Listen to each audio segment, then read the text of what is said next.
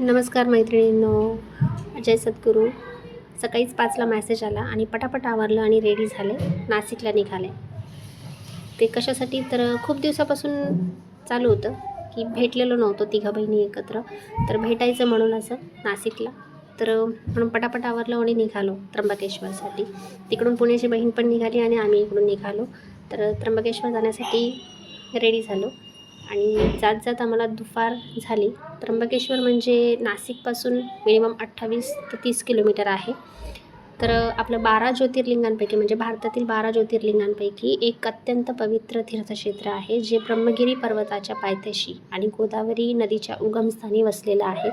याची प्रमुख वैशिष्ट्य म्हणजे जगातील एकमेव ज्योतिर्लिंग आहे जिथे शिवलिंगावर ब्रह्मा, विष्णू आणि महेश या 3 देवतांचे प्रतीक मानले जाणारे 3 छोटे उंचवटे आहेत. म्हणून त्याला कदाचित त्र्यंबकेश्वर नाव असं म्हटलं गेलेलं आहे.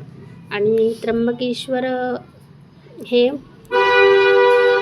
म्हणजे आम्ही मिनिमम दुपारी पोचलो. 3 तासापेक्षा जास्त वेळ आम्हाला लाईनीत थांबावं लागलं आणि दुपारी तिथे पूजा चालू होती. म्हणजे म्हणतात की 350 वर्षाहून अधिक काळापासून दररोज त्रिकाल पूजा केली जाते, म्हणजे सकाळ, दुपार आणि संध्याकाळ. आणि तुम्ही बघू शकतात आम्ही गेलो तेव्हा दुपारचीच पूजा चालू होती, म्हणून आम्हाला खूप वेळ लाईनीत उभं राहावं लागलं. आणि तरी पण वाटलं नाही म्हणावं एवढं काही, म्हणजे जसं असं 3 तास जर कुठे थांबावं लागलं असं तो खूप त्रास झाला असता. पण तिथे एकदम छान हसत खेळत वगैरे छान पोचलो. आणि इथे पुढे आम्ही मेन द्वारमधून एंट्री केली आणि तिथे नंदी महाराज होते. त्यांच्या कानात सगळेजण काहीतरी सांगत होते.